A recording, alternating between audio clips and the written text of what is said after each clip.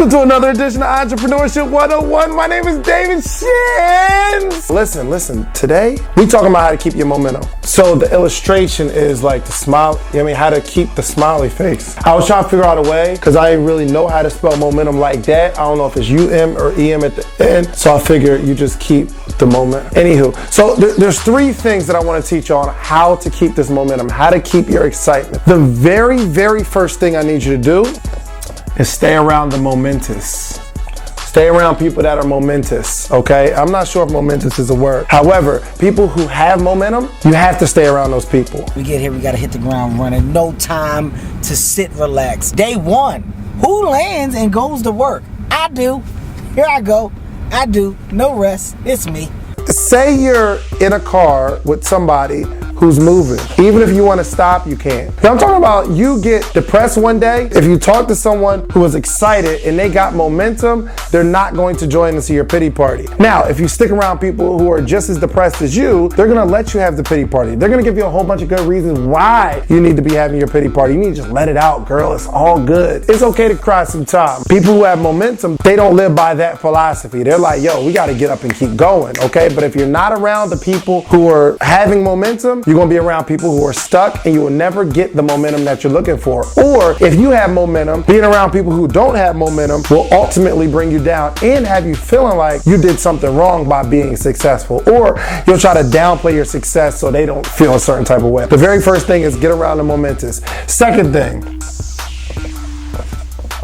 keep moving. You will be going along, working, grinding, and you're going to get to a point where it gets tough. I'm telling you now so you don't have to question or be like, oh, I didn't know it was gonna get tough. I'm telling you right now, you're gonna get to a point where you're gonna wanna stop. I'm asking you to keep moving.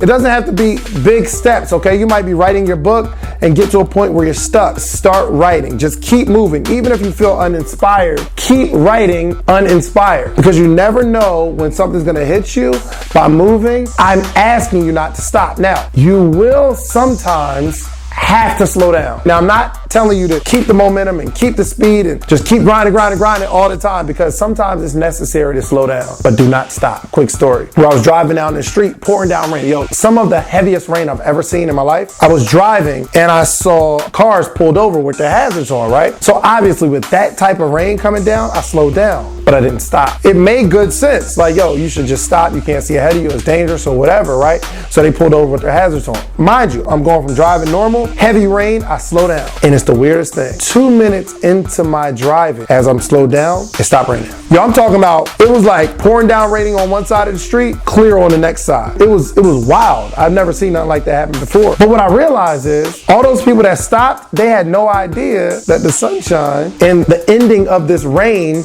that's in your life, if you'd have just kept moving, you'd have been fine. I'm okay with you slowing down, but never stop. So first, I need you to find some people who never stop. Find some people who are always grinding, always going, always upbeat, always excited. Next, I need you to keep moving. No matter how bad you want to stop, just keep moving. Lastly, track your movement.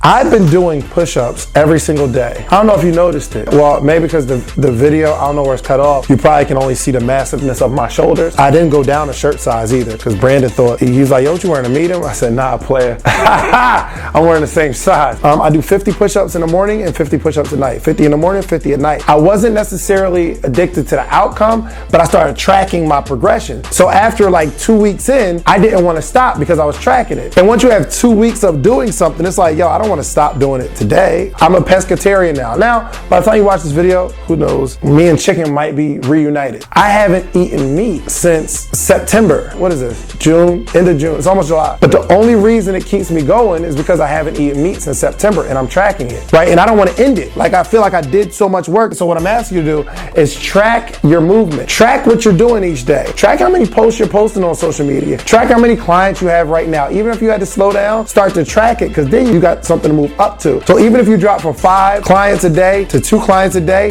at least you have a baseline and you can say, okay, now I'm gonna figure out how I can get to 3 clients a day. I'm not gonna drop below 2. I'm not going to 1. I'm gonna try to maintain the 2, then figure out how to go to the 3. Stick around the momentous, keep moving, and track your movement. Probably the most vital part of this whole equation is number 4, go to sleepisforsuckers.com. Because the only way you're gonna keep moving is you wear my hats and my shirts and stuff and buy my book. You know what I'm saying? That's the only way you're gonna. All right, I'm done. Go check out my boy Life Speaks Life. Watch his videos too.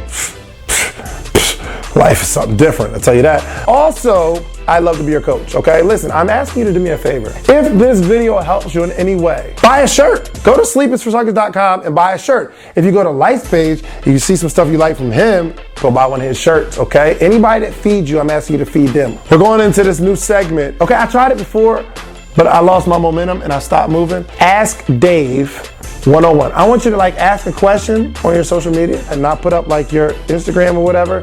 Your question, I'll answer your question. Okay, so I want to know what you guys are thinking as entrepreneurs. Hashtag Ask Dave 101. Make a post asking a question.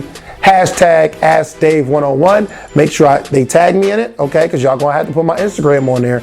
And hashtag Ask Dave 101 so I can find you. And I'm out, man. You're now tuning to Village Minor TV. Welcome to the movement. Recently I was asked, Life, how do you keep the movement moving? I said it's simple. You gotta move like water. Now you put water into a cup. It becomes the cup. You put it in a teapot, it becomes the teapot.